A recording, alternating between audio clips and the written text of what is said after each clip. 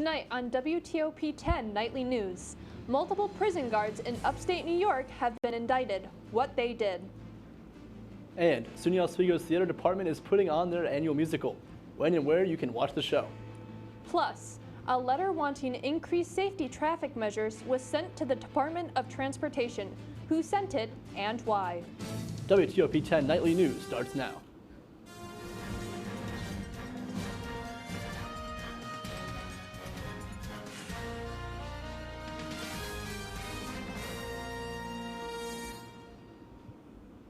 Good evening, and thank you for joining us. I'm Eliza Hopkins. And I'm Casey DeSalle. Assembly Minority Leader Will Barkley has written a letter to the State Department of Transportation wanting increased traffic safety measures. This comes after Anna Marie Mankin was struck by a vehicle crossing the road in front of Central Square Middle School. She died from her injuries 2 days later. The Oswego County Legislature passed a resolution calling on the DOT to conduct a comprehensive review of pedestrian safety on Route 11. The town of Hastings is pushing for the agency to consider all potential solutions. This includes changing traffic patterns, installing traffic lights, or assigning a crossing guard, particularly during high traffic hours. Join the Rice Creek Field Station next Saturday, April 26th, for an all-day event celebrating nature and trees. This event will start at 10 a.m. with a pancake breakfast with syrup being locally produced and will end with 3 different talks from 2 to 4 p.m. But before that, there are several chances to get involved, whether you want to be physically active or relax with crafts. SUNY Oswego's School of Business announced they are appointing Maureen Melville as the inaugural director of the Center for Business Excellence and Transformation. CBET is a new hub for student, faculty, and community collaboration. The hiring committee found Melville exceptionally well positioned to lead CBET into its next chapter because of her ability to build strategic partnerships. She has served as a visiting assistant professor and faculty career mentor at SUNY Oswego since 2018. As the semester starts coming to an end, SUNY Oswego's theater department is putting on their annual musical, Tuck Everlasting, a musical filled with lots of movement and even more costume changes. We take a closer look at the student-run costume shop and even got an interview with the head of costume shop, Judith Wyman Collette. And it's a fairy tale. Think of like a little bit of Into the Woods and Secret Garden. It's a story about a family and a legacy, and it's a little bit out of the ordinary. Tuck Everlasting will be showing next week, April 23rd through the 26th, as well as May 3rd. You can purchase your tickets at the SUNY Oswego box office or online at oswego.universitytickets.com. The weather seems to finally be getting warmer, Casey. It sure does, Eliza. I hope that stays consistent. Let's take a look at the weather now with Storm Team 10 meteorologist David Pearson. Thanks, guys. Hey, Lakers. I'm David Pearson here with a little preview of your Laker weather. First on the docket tonight is our clear skies overnight that are going to continue with our clear skies we saw during the day, thanks to a little friend I like to call high pressure. We're also going to be looking at some other extended outlooks here. One of the graphics, current conditions, we're looking about 43 degrees with a dew point around 17, relative humidity 35%, pressure still high at about 10.2. That's what kept us nice and sunny for today, and I'm hoping that continues into the night. Should be keeping us a little bit clear. Winds out of the west about 5 to 8 miles per hour. Nothing that you should really be noticing that much. Maybe a slight breeze at most. It won't be cooling us down any more than it already is. It's already 43 in April, but I digress. I'm going to step out of the way of you guys. One last look at the radar before I hand it back to the desk. Nothing on the radar of any significance. So some little green flashes maybe, but that might just be radar interference. Nothing in the way of precipitation to worry about. And I'm going to now send it back over to the desk for the rest of the night's news. Thanks, David. The village of Sylvan Beach and the town of Mexico are getting grants for water.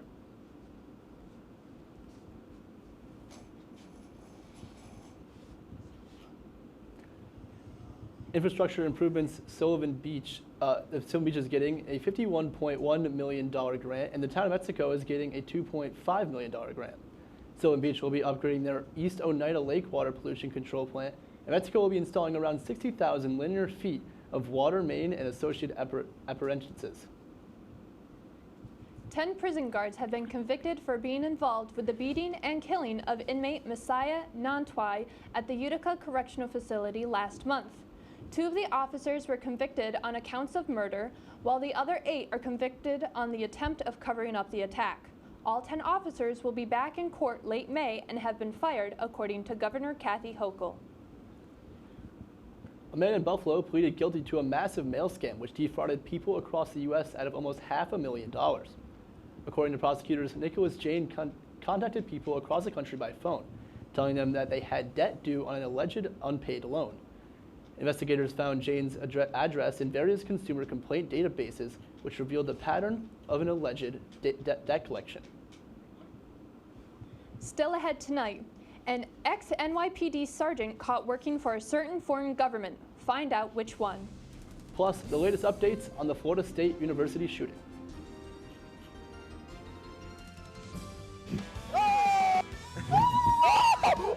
Romance. Polly, sister, if you're watching this, And highbrow humor. surfaces this. Floor. Minch did not legitimately put his head in the toilet. There's only one place to turn. Tune in to new episodes of Oh boy! only on WTOP. Look at the number of disasters in the U.S. Chances are every area will deal with some kind of emergency in the next decade.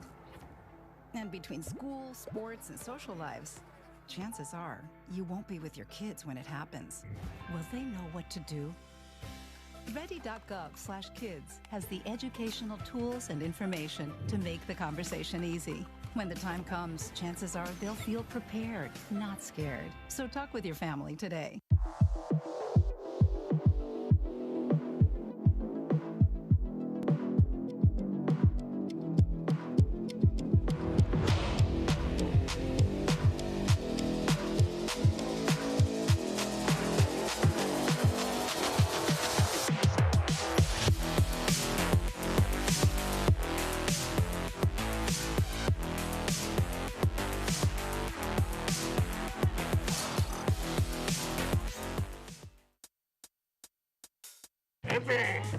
I had to eat a raw egg on Chris's dormitory floor. I currently don't have any federal pending charges. You know what you never did? You never walked to Walmart, Chris. That's my co-host. This is for making me eat roast Pop-Tarts. It's showtime, Chris. Come on. I want to be on the air for that. I got a couple things to say. No. Spin the wheel. But you got censorship.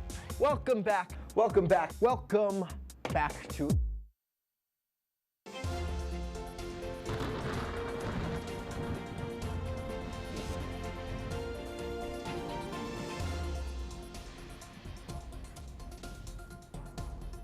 Good evening, Lakers. My name is David Pearson, here with your full Laker weather. Just double checking current conditions right now to make sure nothing's changed. Temperature is still about 43 degrees, pretty clear outside. Dew point still 17 degrees, relative humidity still 35%. Pressure still high and wind still out of the west, 5 to 8 miles per hour.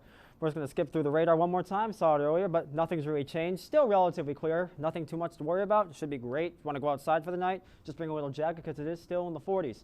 We're going to take a look quickly at the forecast for tonight. Pretty clear skies still, maintaining that same clearness we had during the day.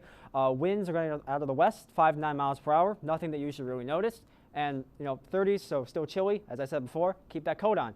And keep your eyes in the sky, because we got one more newsmaker I wanted to bring up tonight. Almost every night I've been on the news, I've been talking about the Northern Lights, and we had, once again, another missed opportunity yesterday. We had a rather large solar storm go through northern Europe yesterday during our daytime hours, so we will have no chance of seeing them, at least until later in the evening. But I'm keeping that 20%, as you can see on my side here, just in case. So keep your eyes in the sky, go outside, and again, keep those jackets on. Frostbite happens at some of these temperatures, and you don't want to get any of that. Tomorrow, big change of story. 66 degrees, showers mostly in the afternoon, probably around 12 to 2, so morning class people like me shouldn't have that much of a problem. I might not even wear a coat tomorrow. We'll see how I'm feeling. We're going to take now just showing how weird this week's going to be weather-wise. We have temperature deviations from the seasonal average. Today is a lot below because it was in the high 30s. Friday, Saturday, about 13-ish degrees, 10 degrees over. Sunday, going to be cold for Easter. And then Monday, Tuesday, Wednesday, we're going to start hovering around seasonal. And I'm hoping that trend continues. I'm going to stand here and let's take a look at your future cast now. We have that rain coming in Friday afternoon between 12 and 2. So any classes, like that time range, just want to be careful. Umbrella, something like that. Should clear up just in time for Friday night, so any last-minute plans you have before the holiday weekend shouldn't have much of a problem there. You might not even need a jacket. As you can see, those temperatures are still in the high 50s. Saturday morning, any plans you might have of leaving, you're going to want to be careful. You saw that little thing of rain pass through the Oswego area around 7 o'clock in the morning. You're going to want to be careful there. Roads might be a little bit slick. Shouldn't be for any more than an hour, though. And for the rest of Saturday, it's going to clear out, and you'll see those temperatures start to drop in preparation for Sunday. I'm going to get out of your way now to give you guys a look at your extended forecast. We're looking at temperatures in the 60s for Friday and Saturday. Showers on both days, possible thunderstorms Saturday. Nothing we haven't dealt with before. Sunday, we got temperatures in the 40s. A little bit chilly for an Easter, but again, we've had worse. Monday, Tuesday, cloudy in the 50s, getting close to seasonal, closer to some more rain, typical of April. Quest day for Wednesday, your day off, should be pretty nice. Temperatures in the 50s. Go outside and enjoy that, because I know I will. And it's much the same story for Thursday, except we're still going to have classes. That's all for your Laker weather. Sending it back to the desk with the rest of the night's news. Thanks, David. A former New York City police sergeant was sentenced to 18 months in prison Wednesday for acting as an illegal Chinese agent. 57-year-old Michael McMahon was convicted back in 2023 and was ordered to pay an $11,000 fine. Federal prosecutors said they stalked a New Jersey resident and his family on behalf of the Chinese government. McMahon claimed he was unaware he was assisting a foreign government, and 2 Republican congressmen asked the judge to keep him out of jail. Senate Minority Leader Chuck Schumer says he will push for a Senate vote to reverse the new universal 10% tariff. Schumer spoke at War Apparatus Wednesday, a New York business that manufactures emergency and rescue vehicles for first responders. The company has seen aluminum costs skyrocket due to a 25% import tariff placed on Canada. Earlier this month, the Senate passed bipartisan legislation to reverse the tariffs on Canada, and Schumer is calling for the House to do the same. The fight between the Trump administration and the oldest university in the nation continues to develop. Leigh Wellman brings us the latest, including a day of action planned at dozens of universities. A battle is ramping up between Harvard University and the Trump administration. Wednesday, Homeland Security Secretary Kristi Noem sent Harvard a scathing letter demanding detailed records of Harvard's foreign student visa holders' illegal and violent activities by April 30th, 2025, or face immediate loss of student and exchange visitor program certification. A spokesperson for the university said late Wednesday Harvard is aware of the letter and that it will not surrender its independence or relinquish its constitutional rights. The DHS letter also refers to anti-Semitism, but doesn't outline specific incidents. Andrew Crespo, a Harvard professor and general counsel, says this isn't about anti-Semitism. This is a president who, when he was campaigning for office, said that he didn't like what was taught at America's universities and that he was going to bankrupt them unless they started teaching something different. This comes as the IRS is making plans to rescind the tax-exempt status of Harvard, according to 2 sources. Secretary of Education Linda McMahon suggests Harvard wouldn't be the only university looked at by the IRS. I've only heard the reference right now to Harvard, but I think if IRS looks at it, they might look at it across other universities, but that's a guess on my part. The administration has already blocked more than $2 billion in funding from the nation's oldest university after Harvard rejected the Trump administration's demand for policy changes at the school. Thursday, dozens of universities and colleges across the U.S. are planning a national day of action to push back against what organizers say is, quote, escalating repression at home. In New York, I'm Leigh Waldman. The administration froze Harvard's funding because they refused to eliminate DEI policies, as well as trying to alter rules regarding on-campus protests. 2 people were killed and 6 were injured today in a shooting at the Tallahassee campus of Florida State University. Investigators have identified the attacker as 20-year-old Phoenix Ickner, who is also the son of Leon County Sheriff's deputy. Gunshots were reported at the Student Union building shortly after noon, and the university entered a shelter-in-place. University officials have canceled all classes, events, and business operations for the rest of the week. A Southwest Airlines flight had an emergency landing at Houston's Hobby Airport due to an engine fire. The Boeing 737 landed, stopped on a taxiway, and all 134 passengers successfully evacuated using the slides on the aircraft. Firefighters put out the fire, including a small grass fire near the runway. The FAA says the cause of the fire is under investigation. No injuries were reported, and the airline says it's working to get all the passengers to their destinations. When WTOP-10 nightly news continues, a new medication is developed to help with weight loss in people with type 2 diabetes. And faster walking can help reduce lower risk of abnormal heart rhythms.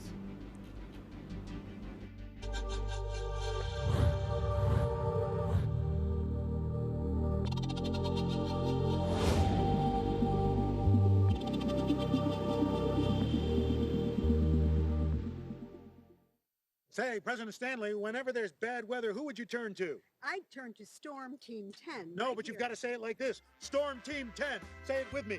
Storm Team 10.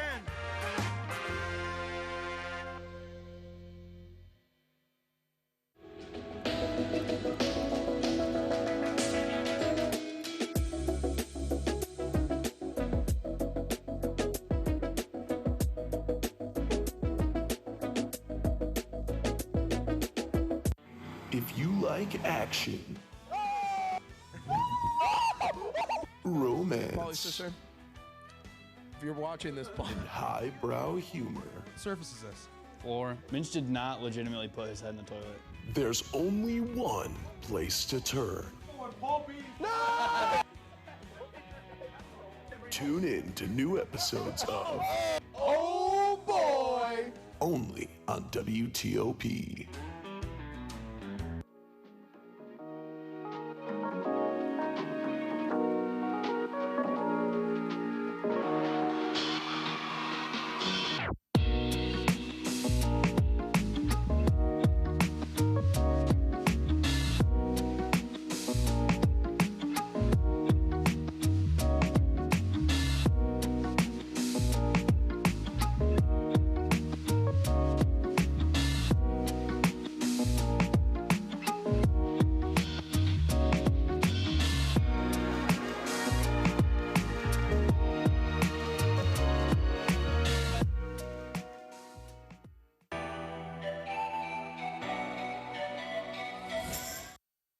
Welcome back to WTOP-10 Nightly News. In consumer news, drug maker Eli Lilly announces it has created an effective GLP-1 pill to help diabetics lose weight. According to Lilly, the experimental oral medication called orforglipron has helped people with type 2 diabetes trend towards a lesser weight and blood sugar. A study of more than 550 people who are using the highest dose of the medication reported a reduction in weight by an average of 16 pounds. Lilly says it expects to apply for approval of the medication by the end of this year. Picking up the pace while walking may lower your risk of abnormal heart rhythms. According to a study published this week in the Heart Journal, faster walkers have at least a 35% lower risk of suffering heart rhythm abnormalities when compared to slow walkers. The findings come after a 4-year study on more than 500,000 adults. Brisk walking can help prevent conditions like atrial fibrillation, which health officials say can lead to a greater chance of suffering strokes and heart attacks. For many families, owning a home is crucial to their lives and to living out the American dream. However, a new report reveals that the increasing benefits of owning a home brings the increasing of affordability challenges. Ivan Rodriguez discusses the numbers. Despite the ups and downs of the economy and interest rates, homeownership is still the dream for many Americans. 82% of Americans say that homeownership is part of the American dream, and it outranks things like being able to retire, having a successful career, or even owning an automobile. But that dream is confronted by reality for buyers who are struggling to come up with down payments. According to Bankrate's 2025 Home Affordability Survey, more than 80% of American adults who don't own a home but desire to say affordability reasons hold them back. Home prices have been at record highs in many markets, and we really haven't seen much in the way of pullback, even with a building inventory as homes take longer to sell. Despite the less than optimistic numbers, 64% of Americans would be willing to make a sacrifice to be able to afford to buy a home. Some of those, things like moving out of state, moving further from family and friends, further from work, or buying a fixer-upper, they come with costs of their own. And so I think that's part of the equation that could also further hamper that search for affordable housing. The good news is that mortgage rates, one of the main obstacles to home ownership, have eased a bit in recent months. The average 30-year fixed-rate mortgage remains under 7%, according to Freddie Mac, which also says as more and more people apply to purchase a home, the spring home buying season is looking to be more favorable than last year. In Atlanta, I'm Ivan Rodriguez. While younger American house owners are still having difficulty buying a home right now, there is still hope that the situation will improve. The American dream of becoming a homeowner seems to continue to thrive today. As the nice weather is starting to bring out the sun, our sports reporter, Jason Rude, has the latest on Lakers men tennis. Is it game, set, Jason? Thanks, guys. The Oswego men's tennis team took down St. John Fisher 7-2 in Empire 8 action on Wednesday. Senior Matthew Menara led the way, dominating at #1 singles with a 6-1 and a 6-0 win. Monteria also paired with Anthony Marcano for a 8-4 victory in #1 doubles. Austin Davis was a force as well, grinding out a 3-set thriller at #2 singles, 6-3, 2-6, and finally 10-6. As Oswego improved to 4-2 in conference. Oswego looks to continue to dominate as they will face Nazareth on Saturday. Coming up next, we will take a look at the recent outcomes of Lakers baseball and softball and look into everything going on in the New York sports here on WTOP 10. Would you like to try snacks from faraway lands? Or snacks with bizarre flavors? How about snacks in new ways? Or snacks you've never tried before? You don't have to go far to find these snacks. They can all be found here at Snacks on West First Street.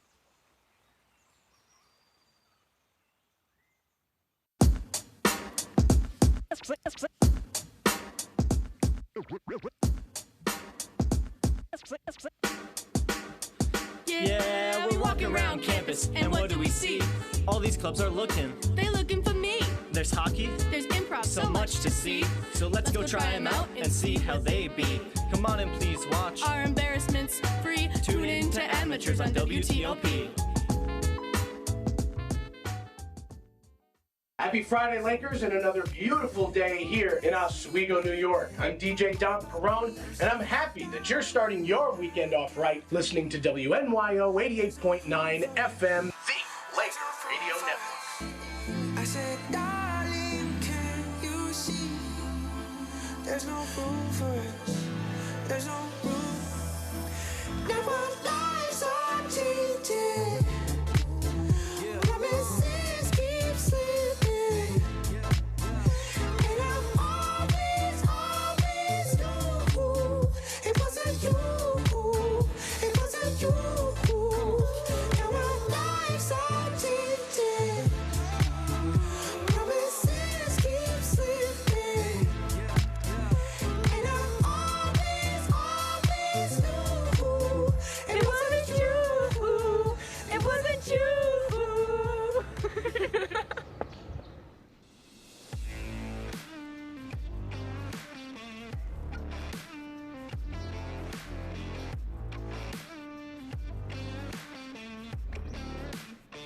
Welcome back into WTOP 10 Nightly News. I'm Mike Neckers, and here's your Thursday night sports report.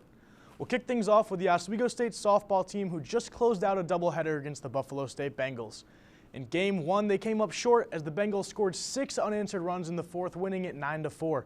In Game 2, however, it was a very different story as Maria Lutz earned the win on the mound, and the Lakers walked away with an 8-4 victory. You can catch Oswego State softball back in action tomorrow for a doubleheader against Fredonia at 3 p.m. Also this afternoon, Oswego State's baseball team hosted the Plattsburgh Cardinals in their first game of a 3-game weekend series and finished with a dominant 15-5 win. While the Lakers had the lead from start to finish, Plattsburgh kept things close for the first 6 innings, down only 8-4 going into the 7th. Then, in the 7th, the Lakers exploded, scoring 7 runs and finishing the day with 15 hits, improving their record to 15-11. They will face the Cards again tomorrow in a doubleheader starting at noon. And moving from collegiate baseball to the professional world, last night the New York Mets closed out their series against the Minnesota Twins, and they did so on a sour note.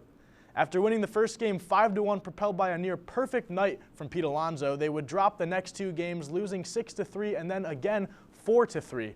And while they still sit atop the NL East, the Phillies are just 1 game behind and will travel to Citi Field next week for a head-to-head series. Speaking of New York, the 3-seeded Knicks are set to face off against the Detroit Pistons in a high-stakes NBA playoff series. The Knicks, riding high on their strong regular season, bring a deep bench and, for the first time in a while, a healthy Jalen Brunson, while the 6-seeded Pistons look to play spoiler. Can the Knicks experience overpower Detroit's hustle, or will the underdogs pull off a postseason shocker? Tip-off is just around the corner starting next week, as I mentioned, and this series promises fireworks from Game 1 right until the end. And why not head to our third borough of the night, the Bronx, where the Yankees faced off last night in a nail-biter with the Kansas City Royals. I mean, what a game this was. If our video would like to load for us here, we'll start out in the top of the first inning. Salvador Perez up to bat, 1 out with runners on first and second, and he stripes this one to left field, scoring Bobby Witt Jr. and giving the Royals an early lead. Perez's only hit of the night, but an important one here to get things going for Kansas. Now bottom of the third, and Anthony Volpe steps up, 2 outs, 2 runners in scoring positions. This one goes deep to left field, taking a bounce off the wall as you see here. It'll score Aaron Judge and Jazz Chisholm coming around the corner, giving the Yankees the lead and restoring that morale they had in the Bronx. Next up is Gold Glove winner Cody Bellinger. Runners on the corners with 2 outs, and this one sneaks right down the foul line past Vinny Pasquantino, rolls around in the outfield before finally being thrown in, but Oswald Peraza able to score, and the Yanks make it 3-1. The Royals are not going down without a fight, though, as here comes Kyle Isbell, runner on first, drives this one to right center field, finds the gap. You see Waters right here using his legs to round the bases at lightning speed. The Royals, will tie it up, scoring 2 runs off that hit, making it a 3-3 game. And now, bottom of the 7th, who else but Aaron Judge? Sinker comes right down the middle, and he crushes it. It is high, it is far, and it is gone. His 7th of the season, this one at 383 feet. He's just been so dominant so far this season for the Yankees. Just when you thought it was over, here comes MJ Melendez. Looks like it's going to be the tying run, but what a catch here from Cody Bellinger. Lays out. We'll take one more look at this one. Looking like Des Bryant in 2015 against the Green Bay Packers, laying out, making the catch. Of course, this one counted. Des Bryant did not, but the Yankees would go on to win this game 4-3, as that's the game-winning catch. That's all for my Thursday Night Sports Report. Stick around after the break for some supernatural excitement. Disasters in the U.S., chances are every area will deal with some kind of emergency in the next decade. And between school, sports, and social lives, chances are you won't be with your kids when it happens. Will they know what to do? Ready.gov/kids has the educational tools and information to make the conversation easy. When the time comes, chances are they'll feel prepared, not scared. So talk with your family today.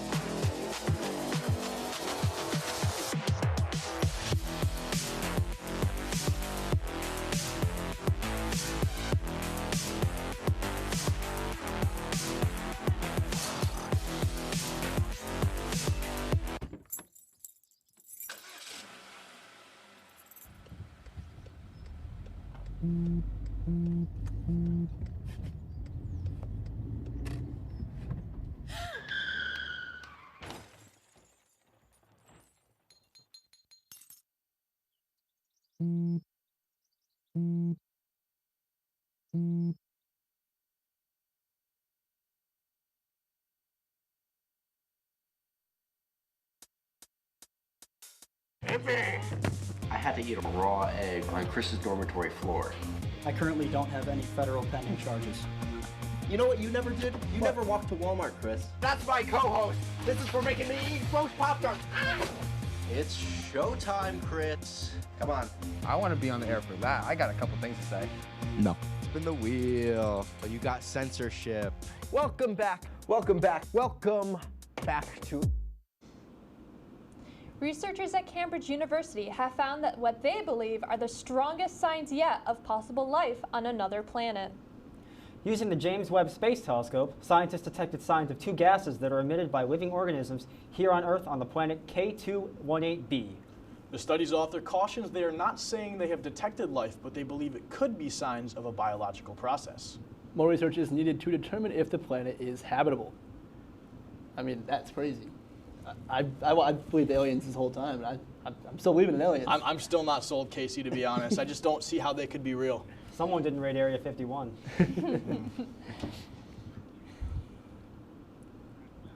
That's our report for tonight. Be sure to stay tuned for Laker Connections. Thank you for watching. Have a great night, everyone.